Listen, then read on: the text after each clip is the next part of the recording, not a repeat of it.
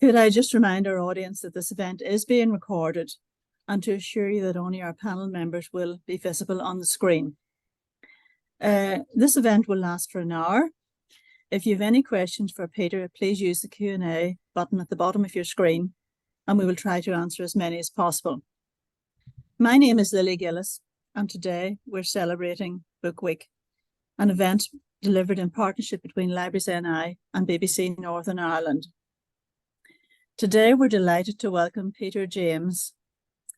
Peter needs no introduction. He's an international best-selling author with 19 Sunday Times #1s and 21 million copies sold, and his books have been translated into 38 languages. Most of you will be familiar with his Roy Grace series, which has been dramatised on ITV. He has been involved in a number of films in writing and producing roles, and has received numerous awards and nominations. His latest novel, Stop Them Dead, has just been published. We're also delighted to welcome Cathy Clugston, BBC Radio Ulster journalist and presenter. Cathy currently presents a weekly arts programme for Radio Ulster. I will now hand over to Cathy, who is going to interview Peter for us this afternoon.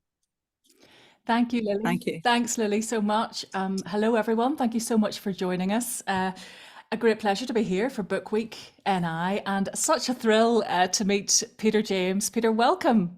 Thank you so much. Great. I know you've been in Northern Ireland before. I know you have been here before in person. Yeah, I have to say I had some of the best food I've eaten in Europe when I was in Northern Ireland on a previous book tour. Well, if we can't have you in person, it's wonderful to have you online for this chat. So the new novel is out, Stop Them Dead, 19th in the Roy Grace series. We're going to talk about that, of course. But I would like just to go back, get a bit of background, first of all, Peter, if you don't mind. Sure. First of all, tell us where you are and what is going on behind you. Okay.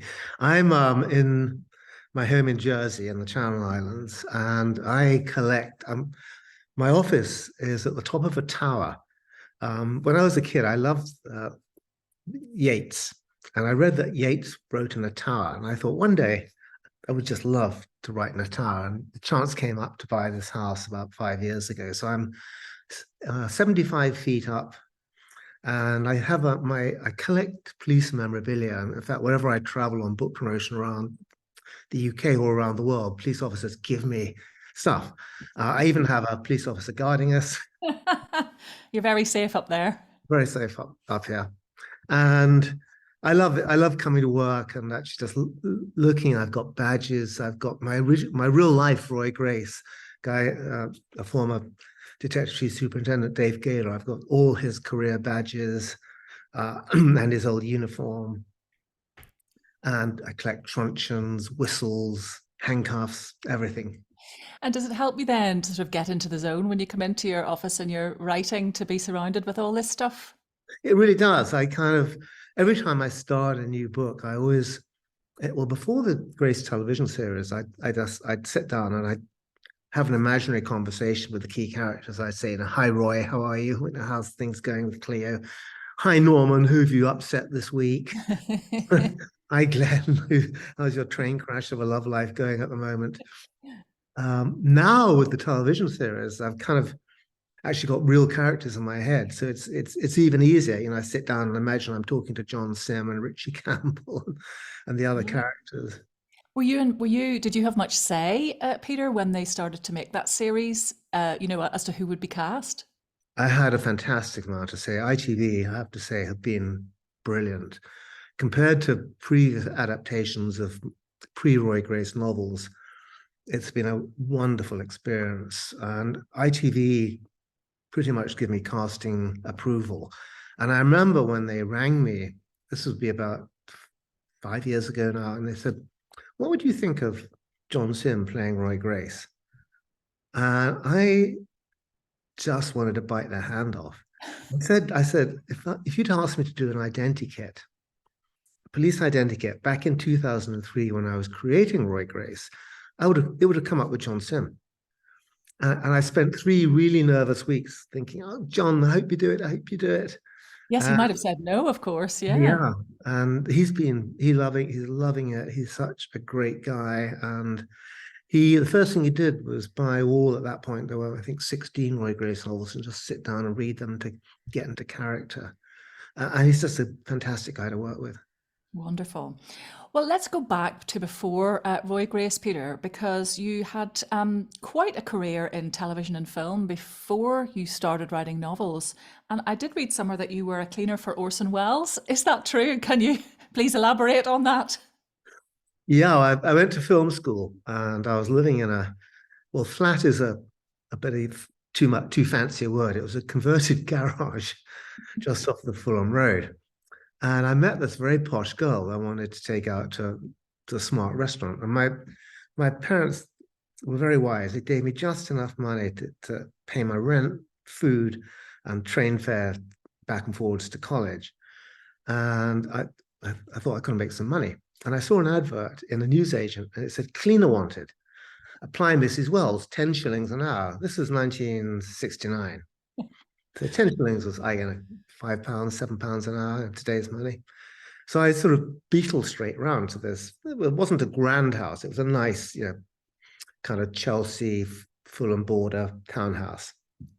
And I rang the doorbell, and this very smart lady answered and looked at me. And she said, really, I was expecting a female. Mm. I said, I can clean, honestly. And she said, all right, I'll take you on for 3 hours this morning. I'll pay you 10 shillings an hour, clean the kitchen, see how you do. So she put me in the kitchen, and I was completely flummoxed. And I'm not wanting to sound in any way kind of posh, but when I was growing up, both my parents worked. My mother's Cornelia James, the Queen's glove maker, and my parents worked together. And so they had a live-in cook. And I was never really allowed in the kitchen. She was a bit of a battle axe. So I had no idea what to do. Anyway, I opened some cupboards, and I found a packet of Flash. And I always remember there was an ad on telly all the time at that round back there, all around the house, spring clean with Flash. So I you read knew that was the one to use. That was the one. That was the one. So I read the instructions, mix it with hot water, and I cleaned the kitchen. And Mrs. Wells came in 3 hours later, and she was really impressed. She said, okay, I'll take you on for a month's trial, 3 mornings a week. So it was great. So I rocked up 2 days later to start, and she wanted me to clean the skirting board in the hallway. So I'm on my knees scrubbing the skirting board, and suddenly there was this plump, and all this post came through the door letterbox onto the floor. So I scooped it up, and it was all addressed to Orson Welles. And I thought, oh, the idiot postman, he's put this through the wrong wrong Wells house. And I was just about to sort of lift it all up and take it into Mrs. Wells when the front door opened, and in came the great man himself, in a long coat and a big hat. And he looked down at me like I was something the cat had dropped. And there were like a million things I wanted to say to him. I wanted to say, I'm at film school. I want to get in the film business. I want to be a writer. And instead I went, oh, and he was, good morning, and stepped over me up the stairs. I'm gone. Was that your only encounter with him, Peter? And, I waited all morning desperately for him to come back out, and he didn't. And then I went back 2 days later, and Mrs. Wells said, oh, he'd gone off to America to make a movie and wouldn't be back for like 5 months. And I survived a month, and she said, I don't really think you're cut out for this. What an experience, though, and even to have him bellow good morning at you is Right. thrilling. Now, you did end up working in film and television. You've got a lot of credits. I wondered, we don't want to spend all our time on that, although it would be fascinating. But I wondered if you would pick out maybe a highlight of your time in that industry, and perhaps a low light. Yeah, I guess the highlight was kind of working with Ben Gazzara, Walter Pidgeon, Yvette Menier, a movie we made. It's actually about a submersible, funny enough, that breaks down and sinks to the bottom of the ocean bed. That was kind of amazing. I was like 24 and working with these megastars. I think the lowlife was a movie that I wrote and produced, so I get most of the blame for this. It was called Spanish Fly. It had Terry Thomas and Leslie Phillips. Barry Norman gave it the accolade. He said, the least funny British funny film ever made, and probably the worst British film since the Second World War. Well, if you go big or go home, Peter, you know. That's right. And I met Barry years later at the Harrogate Crime Festival. It must have been about 10 years ago now, because his wife wrote crime novels. And I said, you completely trashed my film. And he said, I'm sorry, but it was a bit shit, wasn't it? Oh, well, very honest. Anyway, you did decide to move on into writing. Well, were you writing, all the while, like while you were doing all these other jobs? Had you always been writing or trying to write? Yeah, I had. I wrote 3 novels before I went to film school and while I was at film school. My dad gave me the best birthday present of my life when I was 17, which was he knew I wanted to write. He gave me a little portable electric typewriter and this big battle axe of a lady to come to the house twice a week and teach me to touch type. Oh, And, wow. and she would cover the keys up. And if I looked down, she'd go, no, hit me with a ruler on the knuckles. And I learned to touch type really fast out of sheer terror. And it stood me in great stead ever since. And I wrote 3 books, which I thought I'd written the Great British Novel when I was 18, as probably every 18-year-old does who writes a book. Luckily, it never got published. And I wrote 2 more that weekly band. But it got me an agent in New York. And then I came out of film school, and it was impossible to get a job in England at that time. BBC had to join a 6-year graduate scheme. ITV was basically a union closed shop. You had to be born into a family. There were only 2 channels then. I had an uncle in Canada, in Toronto, and he said, come out here, it's all starting up. So I went out to Toronto and I got a job working on a daily program for preschool children called Polka Dot Door.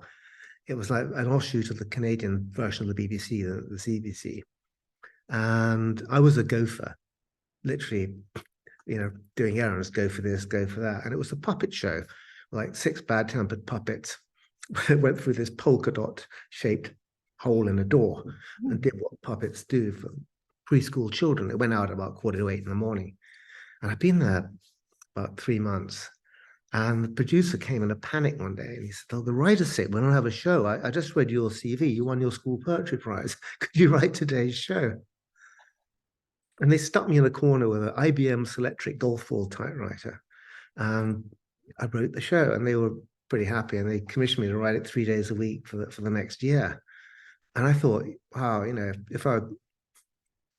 it's a break, but I'm stuck in the coldest city on the planet with 6 bad-tempered puppets. If it was a real break, I'd be in Hollywood working with great, beautiful actresses and yada, yada, yada. Anyhow, I wrote to my agent in New York who'd taken me on, because in those days we didn't have email or anything. And I said, I got this great job writing television. And he wrote back, he said, you idiot.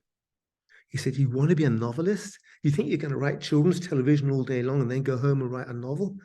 He said, go work in a factory or a library, do something that you're not using all your creative energy on. And it was actually really good advice. And I came back to England after I'd been out there for about 5 years, came back to England to make Spanish Fly.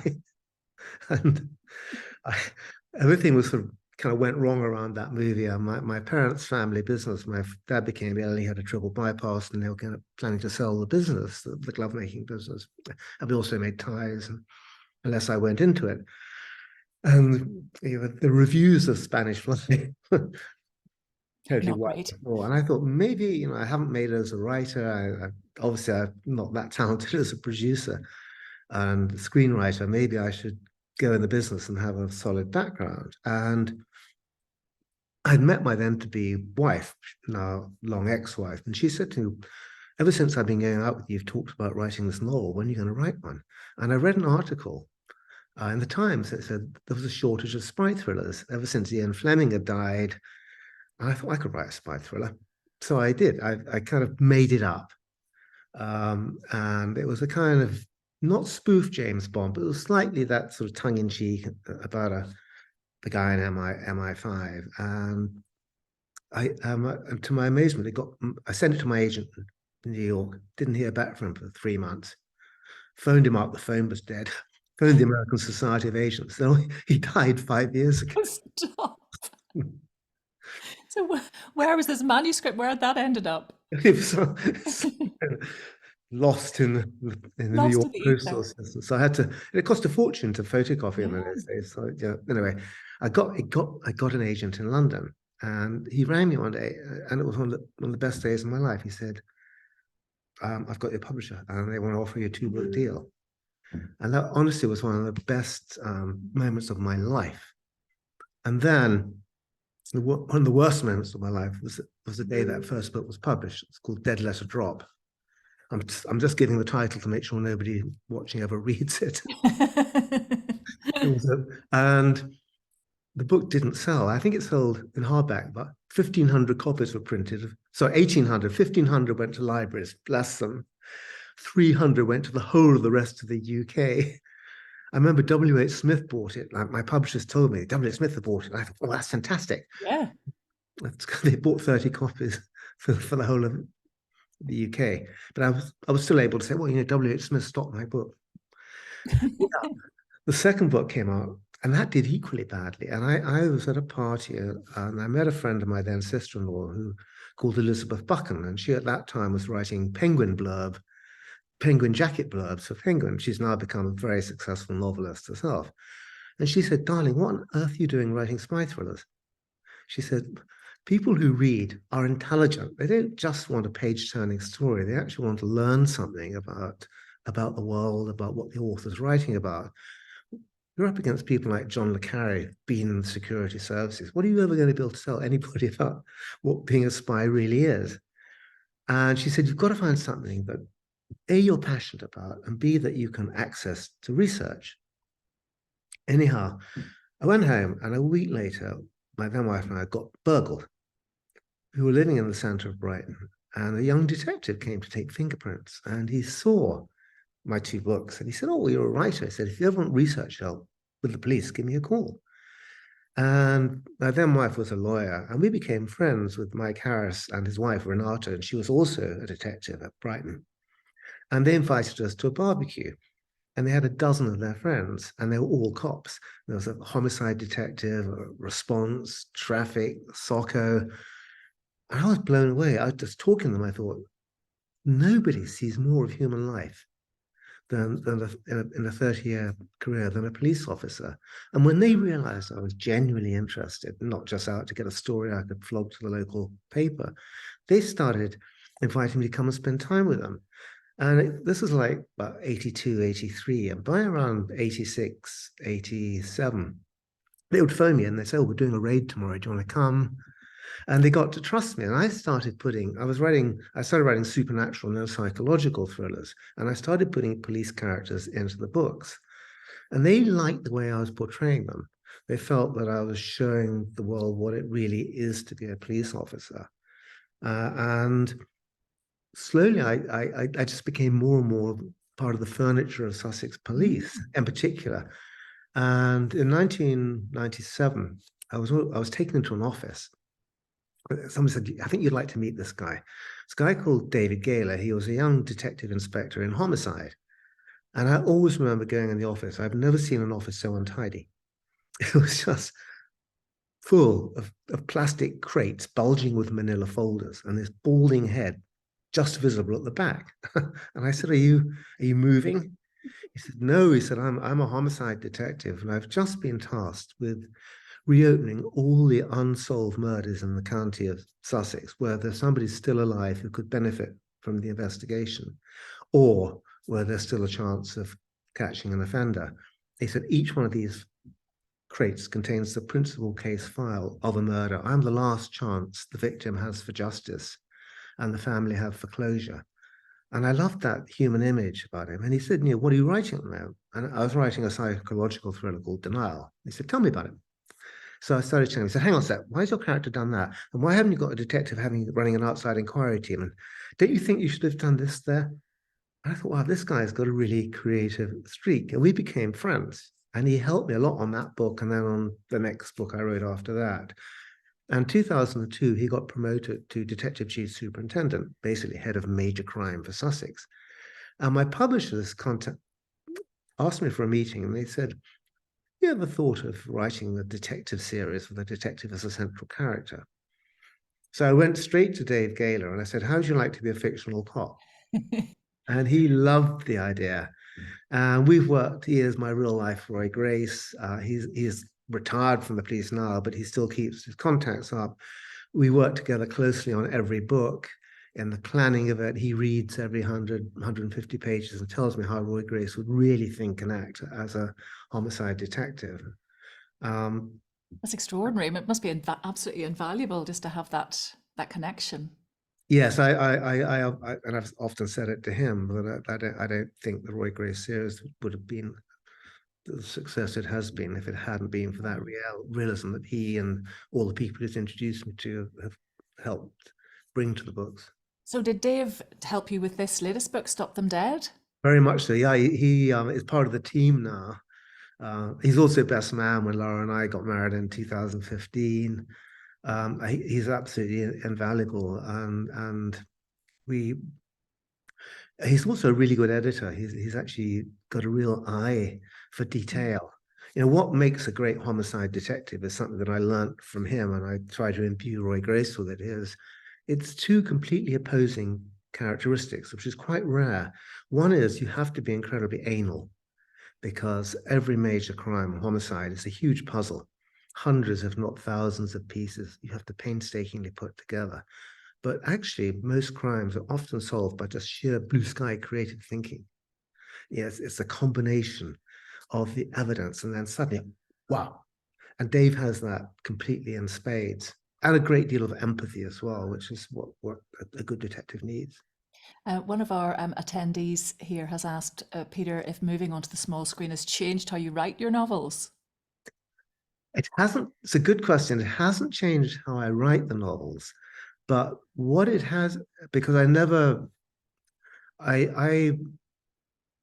think I've always written fairly cinematically from my days working in television and in film.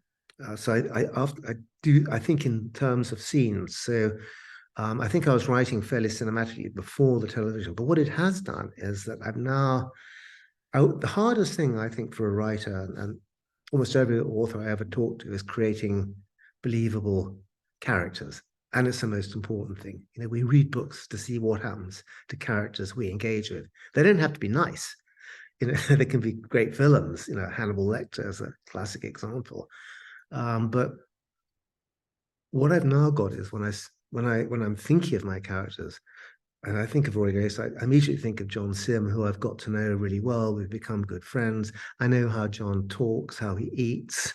I know all his mannerisms. It's exactly the same with Richie Campbell, with Zoe Tapper, who plays Cleo. You know, I can totally picture her talking, laughing, moving. And that brings them really live in my head much more quickly and more easily. Mm. Another thing that strikes me about your writing is, which when you just said about writing sort of filmically, is the very short scenes that you have. You know, you write in short chapters, which I personally love because I often read at night, and you know, a short chapter is great. But it seems like, as in a film, you sort of introduce all the different strands, and then you sort of hop from one to the next. They all kind of run simultaneously as they would through a film. That's obviously a deliberate style choice. Great observation, that. I I write the way I like to read, and I think, like you, and probably like a lot of people on this webinar right now, I tend to do most of my reading at night in bed, and I'm tired. Honestly, if I'm reading a book and I turn the page and I see the next chapter is 53 pages long, I go, I'll have that tomorrow. But if it's like 1.5 pages, I'll just finish that, and then the next chapter is only 3 pages. Now it's 3 in the morning and I'm still reading. That's exactly it, and exactly what I do. Someone else has asked, Peter, do you think crime writing has changed much over the years? It's a big question. It's a great question. I think it has. In terms of, if you look back to the kind of golden age, you know, the classic Agatha Christie, we didn't tend to know a great deal about the lives of Miss Marple or Poirot. You know, we know that Poirot likes hot chocolate. And Has a moustache, yeah. yes, but you know, we don't know his inner thoughts, his backstory, or Miss Marple's backstory, or With Holmes, we know a little bit more, but again, we only know what Ganador lets us see. I think today's fictional detectives, readers want a much more rounded character, and probably a lot more gritty realism. I think a lot of the kind of classic historical crime, I say historical, say pre 50s and back, you'd always start with a dead body, and the book was the puzzle about solving the crime. I tend to start with somebody who's in peril, but still alive at the end of chapter 1. And it was Graham Greene that taught me that. I remember reading Brighton Rock for the first time as a 14-year-old growing up in Brighton. And that book blew me away because it was, in a way, the first, he didn't call it a crime novel, he called it an entertainment, but it's a crime novel. And it was the first crime novel I'd read from a UK writer where the victim was still in peril at the end of chapter 1. Yeah, it's got that great opening line, within 3 hours of arriving in Brighton, Hale knew they meant to murder him. You have to read on. And I veered much more towards the American writers, actually, for a long time. I discovered Travis McDonald in my kind of mid-teens. And he wrote these books with wonderful colors. I think the Purple Lament and the red, I can't remember the exact titles now, but he had this wonderful character, Travis McGee, who was a retired cop who lived on a houseboat on the Florida Keys, and drove a Rolls-Royce pickup truck and got things back for people. And I realized you could actually have fun with a detective. And Ed McBain, the whole series, the Precinct series. So I do think crime writing has changed, and it's continuing to change. And what's striking to you about Roy Grace is that he's one of the good guys. Quite often those detectives, they always have, these fatal flaws, and they're deeply troubled. And of course, Roy has his troubles and everything, but he's a good man doing his job, and that's very important. Yeah, I subscribe to that great Raymond Chandler line, his maxim. He said, a man should walk down mean streets who is not himself mean. And when I created Roy Grace, I thought really hard about all the fictional detectives that I'd ever read and loved. And one of the common threads among many of them was an alcohol problem and a broken marriage. And the reality is, in today's modern policing in the UK, any cop with a drink problem is not going to last 24 hours. They're going to be out. And I thought, what police officers do, what detectives do, more than anything else, is they solve puzzles. So I wanted to give Roy Grace a puzzle of his own that he couldn't solve. And so when we first meet him in Dead Simple, he's coming up to his 39th birthday, and we discover that 9 years earlier, on his 30th birthday, his wife, Sandy, who he loved, adored, idolized, vanished on his 30th birthday. And he's not seen her since.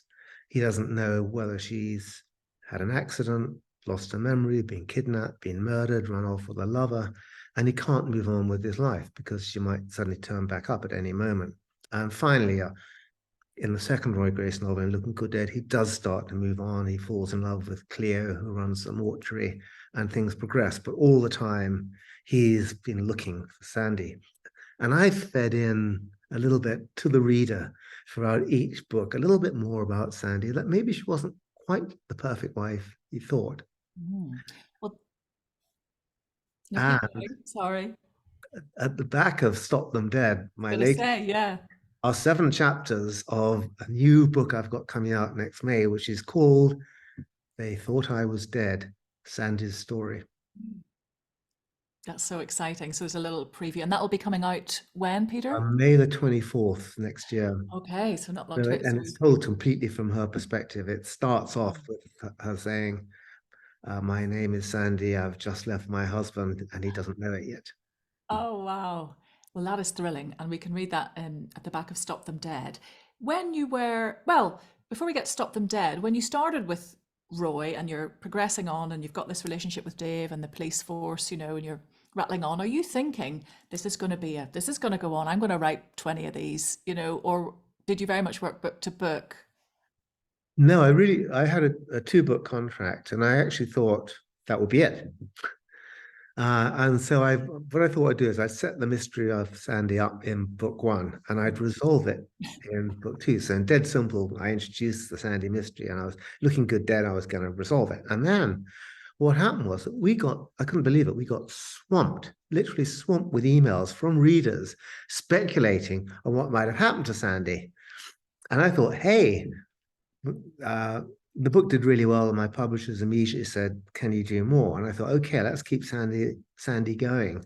And it's quite funny. I've had some wonderful emails from readers over the years. I remember around about book 10, I had an email from a chap saying, "Dear Mr. James, I've just worked out that you're a lot older than I am, and I'm much fitter than you, which means you're going to die before me. So I hope you've kept the secret of what happens to Sandy safely in your publisher's vaults." Oh gosh, that's cheering, isn't it? Blimey. And so in this novel, the sort of the world, well, you like to dive into a world, don't you? And often a world that maybe you don't know about, maybe that you have to learn about. So it could be, you know, I don't know, drug trafficking or people trafficking. In the case of Stop Them Dead, it's the illegal trade in dogs. Tell us about the concept, how you came up with it. Sure. What happened was as you say, I love learning things, and I tend to write, because it's going to be a year of my life to write a Roy Grace novel. I want to write something that I want to learn about myself and that I'm passionate about. And I've always been a massive dog lover, as is my wife. I've never been without a dog in my life, apart from one very short period. And I read an article in the Brighton newspaper, the Argus, about 2.5 years ago, and a woman walking her Springer Spaniel in a park in the city had been mugged and the dog stolen.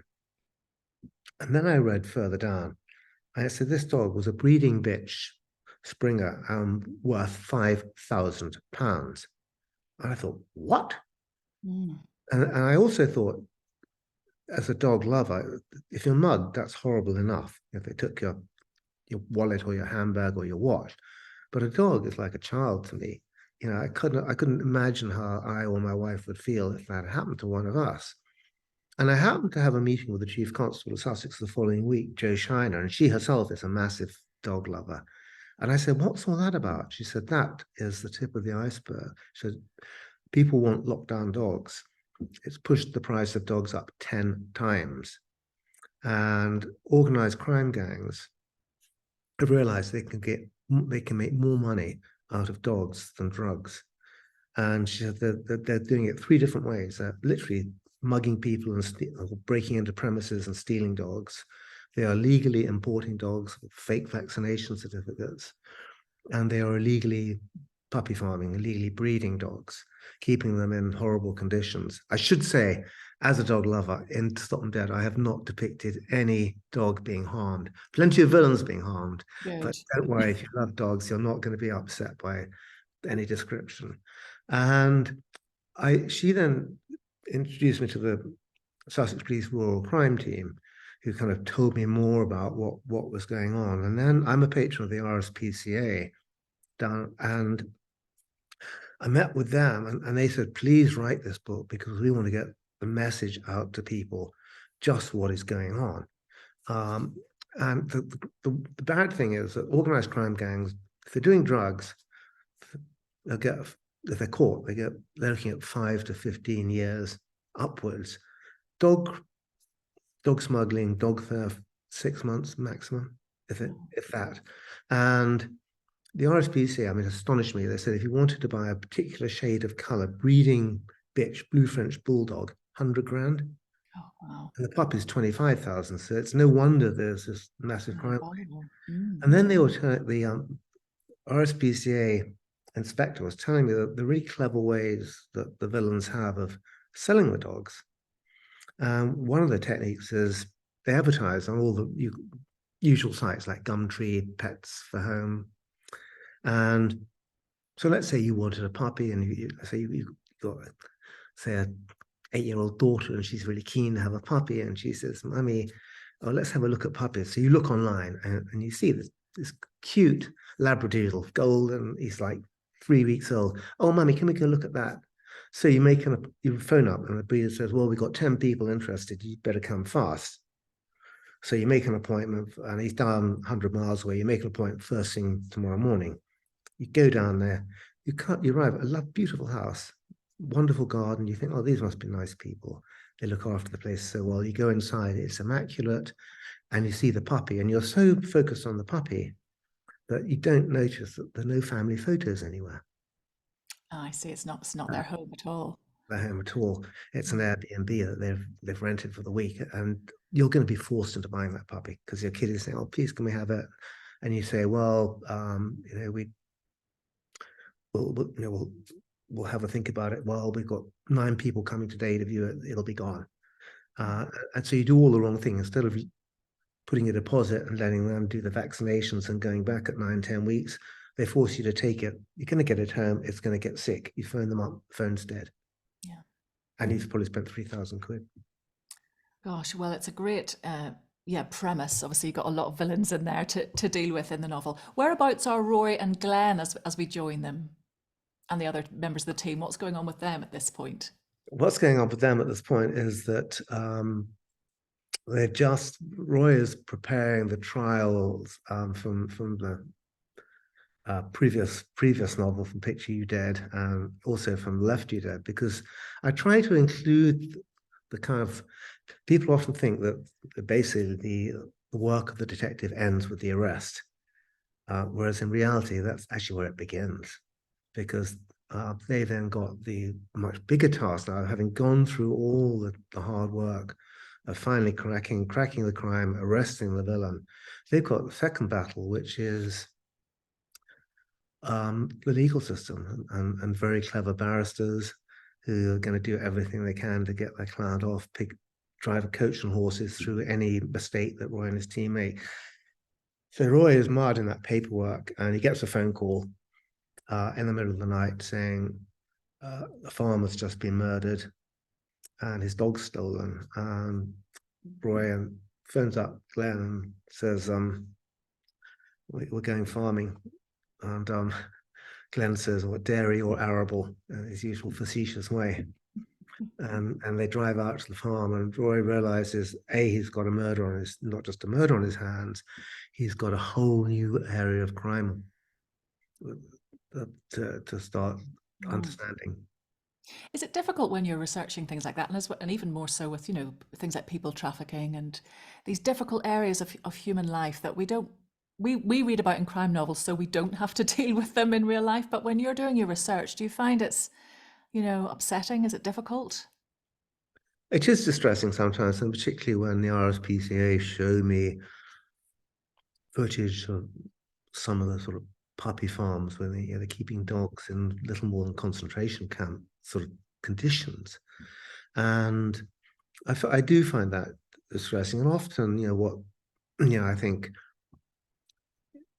no, we can never write anything worse than what's going on in the news out there at any given moment, particularly right now, more than ever.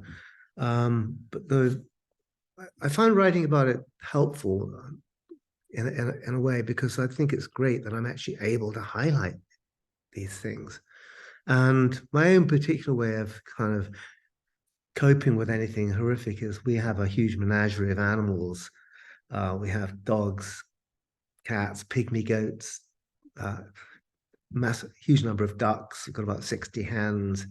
And I find it really grounding. Just first thing in the morning, my wife and I go out and we feed the menagerie, and I hand feed the goats popcorn and cheese crackers, and they just look at you, and they don't know all this terrible stuff that's going on in the world. They're living in the moment. Yeah. I love the simplicity of the life of animals. We've got some questions coming in, and please do send more before our time is up. Julie, well, she has a long question, but I think basically she's asking a little bit about your process.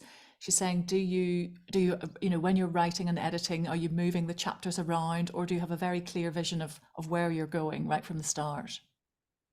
When I start a book, I always know the ending, because often I talk to writers who say, I've got writer's block, any advice? And the first question I say is, do you know the ending of your story? And that no one with writer's block ever does. I say, well, would you get in a car and start driving if you didn't know where you're going? Whether it's you're going down to your local supermarket or whether you're going to drive to Dublin or wherever. So I always know the ending. It'll probably change in 50% of the books. I think of something better when I get to it, but I have that vanishing point. Mhm. And then what I do is I plan the key high points. And then I plan the first 100 pages and quite a lot of detail. So I kind of really know where I'm going. That's about the first 20% of the book. But after that, I do like spontaneity. I love it when something pops in my head that wasn't there 10 seconds ago. That's when the magic of writing happens to me. Every writer works in a different way. I mean, I know Jeffrey Deaver writes a 350-page outline, whereas Lee Child just sits down, first sentence, and starts writing, just kind of free form. So I sit somewhere between the two, and yes, I do sometimes move chapters around in a way that you would edit scenes in a movie, but not that much. I know sort of fairly well where I'm heading to. And do you have quite a strict regime of writing? I mean, you're producing pretty much a book a year, Peter, which is Yes. incredible output. So you have to be pretty strict, I imagine. Yeah, I do. Once I've started, the moment I write that first sentence, I'll try to write a minimum of 1,000 words a day, 6 days a week. But I have a slightly back to front. I know most writers write in the morning or whenever, but I have a slightly back to front day, and that my best writing time is like 6 till 8:30 at night. Stiff drink, music, and I get in the zone. I have a vodka martini or a gin and tonic, and I love it. It's my treat time. I love writing, and I just look forward to that time. So I'll write till about 8:30. Then my wife and I have supper, and then we'll watch something on television or read. And Yeah. then in the morning, after doing the rounds of animals, I usually go for a run, probably about 4 miles, and then I'll hunker down, probably about 11 o'clock, and I'll read what I wrote the night before, and I'll usually add to it. So roughly 1,000 words I've written last night will become about 1,500 by the time I break about 1:30 for lunch. And then the afternoon, I take off to do interviews like this, or catch up with emails, or if it's nice, play tennis or take the Clean the dog. kitchen, maybe. Yeah, whatever. Chores. And I do that 6 days a week. It's not great for our social life. And then Sundays is the day I take off and let my brain sort of charge up again. And if you write 1,000 words a day, that's 6,000 words a week. It mounts up fast. Gosh, it's incredible though. But then again, you are a professional writer. This is, I think, what people sometimes forget, don't they? That writing is a job, and it's not some wafty thing that kind of comes out of the ether and appears. It's work. It's really hard work. It completely is. And I think that I often joke about writer's block. I say, well, you don't have lawyer's block or taxi driver's block. Yeah, You have to just get on with it. yeah, you absolutely do. I can't say to my editor, I'm awfully sorry, I've been blocked for months. There's Yeah, no, exactly. I find that the way through is by knowing where I'm going. And if I get stuck on a chapter sometimes, but I'll just go out for a walk for half an hour. Yeah, just change the scene. And what music are you listening to? You said you like to put on some music before you start. Yeah, I have a really eclectic playlist. There's certain musicians that I can really write to, and some I can't. So, for instance, I can write to the Kinks, but I can't write to the Beatles. It's intrusive. I love um, Van Morrison. I find he's great. I have some sort of classical music, opera arias, which Mm. kind of really lift me. There's a wonderful American jazz singer called Marla Glenn. I listen to her. But there's certain tracks, even like the theme tune from Succession, I have on I've my. been doing that. Have There's a you? there's a Spotify playlist which has all of the sort of variations of the theme. And when Oh, I'm it's working, I put that on, and it's yeah, there's something about it. It's sort of inspirational music. motivating. Yeah. Yeah, it's slightly off key apparently, which is why Yes, slightly out why of tune. why it Yeah. gets you. Yeah, But it's and funny that you listen to things with lyrics because a lot of writers say they can't have songs or lyrics because it's too distracting. They just have music, but you clearly can listen yeah, to. I'm not really listening to the lyrics. They're just sort of they're just noise in the background. But yeah, I do, and I find it, and the Kinks have got great lyrics actually. You know, some of their like Mr. I mean, if I'm creating a villain, I always put on Mr. Pleasant. Like, that's a wonderfully nasty. I don't know if you know the song. It's not one of their best known songs. Hey, Mr. Pleasant, how are you today? Is everything okay? Did you know your wife is sleeping around? Hey ho. It's so sinister. That's It's amazing, and that's what gets you in the right mood for to write a like a sort of it's like one of those creepy carnival music. The sort of yeah. pattern of it. It's I've always wanted to meet Ray Davis and ask him who he wrote it about. Yes, who's that about? There's a couple of questions in on a similar note, one from Linda and one anonymous. But Linda's saying, who do you like to read yourself at the moment? And the other anonymous question is, who's your favorite author? So what's going on with you at the moment reading wise? Do you have much time to read?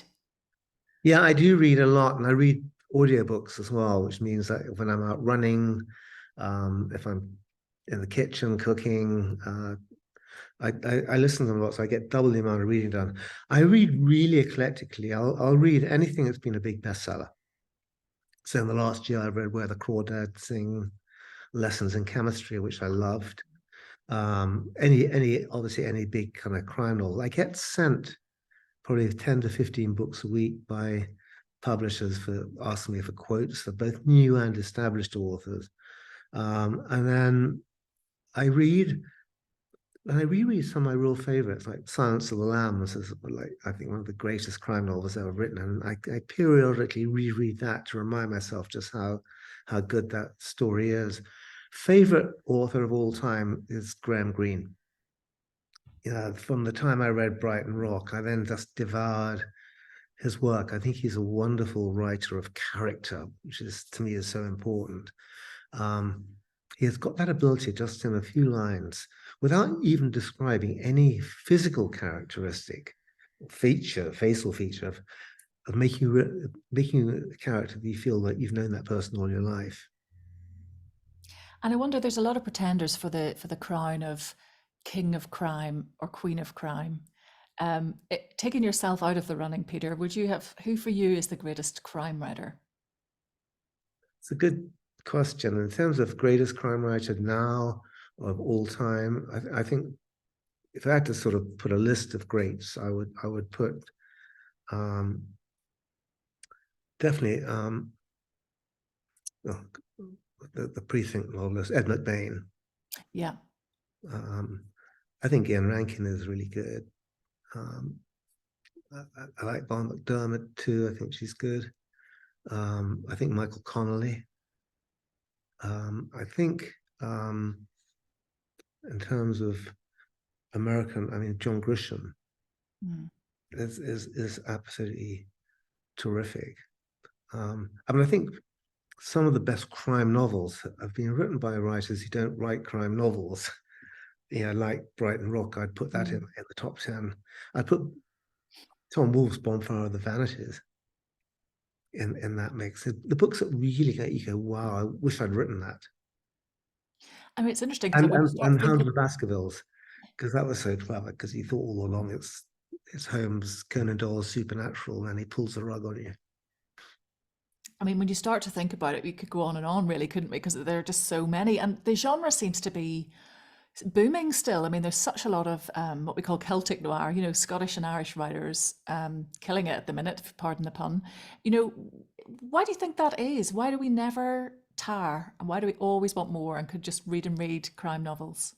Well, I think we always have. I mean, it's just there weren't crime novels back in Shakespeare's time because people, there weren't novels around for anybody other than the very rich. And so Shakespeare wrote plays because that was the way you communicated. But I think if Shakespeare was writing today, you'd probably find him on crime shelves. Half his plays have got a courtroom scene. Yes, grisly murders all over the Yeah, place. Macbeth, Hamlet, Othello. The list is endless of what would be crime. Sophocles, I mean, go back to kind of Oedipus, that would be a crime on the crime shelves today. Yeah. I think we've always been fascinated with death, and I think there's so many levels that a crime novel touches. I mean, one of the levels is, what is the difference between you and me and the person you can kill? Is there actually a difference? And by reading crime novels, we can work that out for ourselves.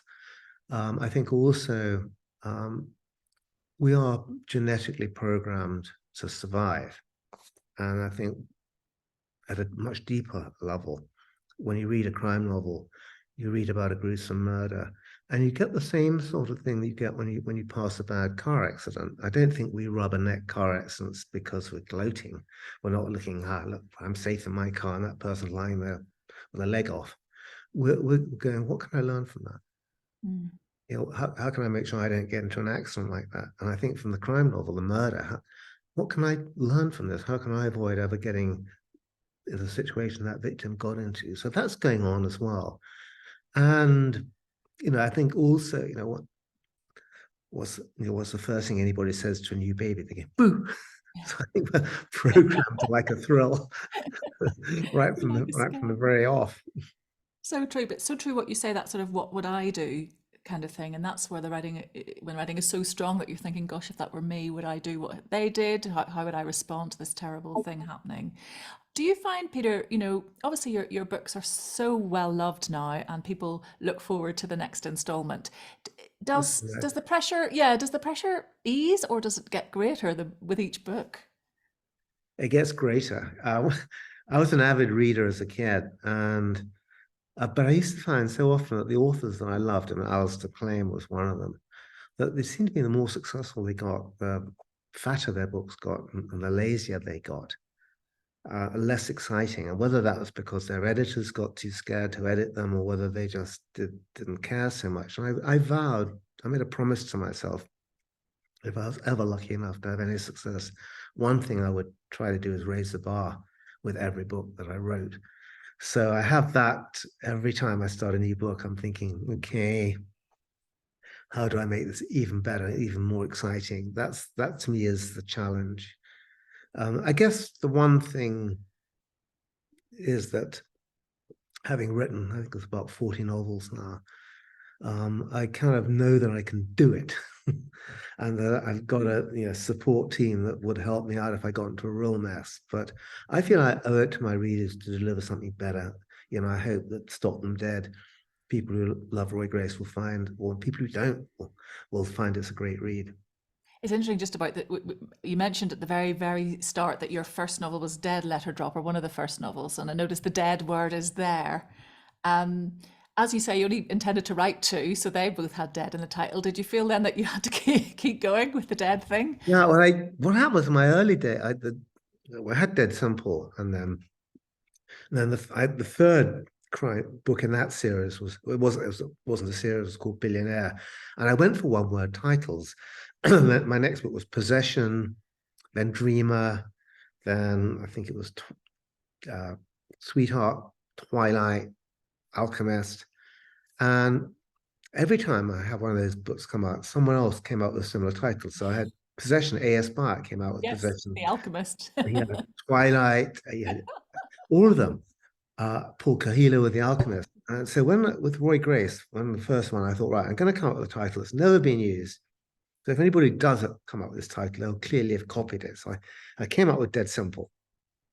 And then I published it, I've got an idea for the next one. And I said, I've got this title in my head, which I just really like, which is Looking Good Dead. And they said, oh, is it going to be the Dead series? And I thought, yes. Ah. I would like to, on behalf of Northern Ireland, propose Dead On, Peter, which is how we say we're doing well. I'm dead Dead on. on. I like it. That's a You're great. welcome to have that. freeing Thank for nothing. Thank Tell us, we've just got a few minutes left. If you've got a quick question, type it in. What is happening next? So we've got Stop Them Dead is out. We've got a little taste of Sandy's sort of standalone book that's coming in March. The TV series has been recommissioned, so that's going to be coming. Yeah, there'll be 4 episodes starting in probably in January, late January, February, coming on air again. And then I also got a little Christmas treat.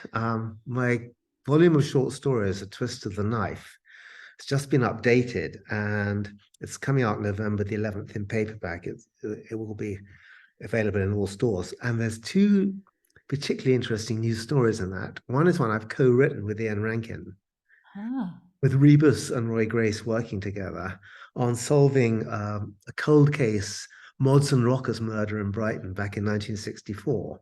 Amazing. And I've got also a short story I've co-written with Val McDermid, in which Roy Grace and her detective and her profiler work together solving a case of a foot fetishist. Wow, so that's out in November, great, just in November time the for 11th, the yeah. Christmas stocking buying. Yeah. An anonymous attendee asks you, Peter, if you could choose to be a character in any book, who would you be? Wow, that's an amazing question. I'd have to really think about that. I mean, Yes. I think in many ways I'd like to be Roy Grace, because I think I always joke, but I say if a member of my family was murdered, Roy Grace is the detective I'd want running the case because of his kind of humanity. If you'd asked me that question as a kid, I'd have said James Bond, no question. Yeah. Fair dues. This event is part of Book Week NI. Peter and we're really focusing on libraries and their importance. I mean, they were a huge part of my life as a child. I was lucky to be brought to the library and allowed to pick out books. How do you feel about libraries and what place did they hold in your early life? I would not be sitting here having this conversation if it hadn't been for libraries, because I don't think I'd ever have become a writer if it hadn't been for local librarians I was lucky enough to have in my hometowns of Hove and Brighton, who kind of really got that I was passionate about books, who steered me, and I think upaged me. I think when I was, I loved Biggles and Enid Blyton and all of those, but I got encouraged into reading things like the Alexandra Quartet at a young age, and wow, I suddenly realized the power and magic of description. So I think I owe the fact that I'm a writer today to those amazing librarians back in my childhood and the 50s and 60s. Yeah. Well, Peter, our time is almost up. I really want to thank you for joining us today. Well, in Northern Ireland and everywhere else that everyone's listening. Thank you all for coming and for your questions. Your characters, Peter, are part of so many of our families. They feel like now. I mean, that must be a lovely thing. Do people say that often to you, that they feel they know all your characters? They do, and I love that. And what's something really touching is that this happens regularly. Like once a fortnight, I'll get an email saying, "Oh, my gran or my mum or my dad is in a hospice. He's dying. He's just a massive fan of yours. Could you send a message?" And that I find if I'm able to just help somebody in some small way, and that's an extraordinary feeling, and something I never dreamt when I first was writing those terrible early books. Yeah, it's I wonderful. feel privileged, and I feel very lucky to have such an amazing fan base, and I love the communications I get from my readers. Yeah, well, wonderful. Thank you so much for joining us. Please come and see us over in Northern Ireland soon. Stop Them Dead is out now, available in your local bookshop and of course in your local library and online if you must. And do look back at some of our Book Week events. We've spoken to Claire Allen, to Lisa Jewell, to Jess Kidd, and of course if you missed any of Peter, this will be available all on YouTube. So the call is going to end. Thank you so much for joining us, and best of luck, Peter, and we hope to see you soon. Thank you, and thanks to everybody in Northern Ireland who's watching right now. All right, bye. Bye.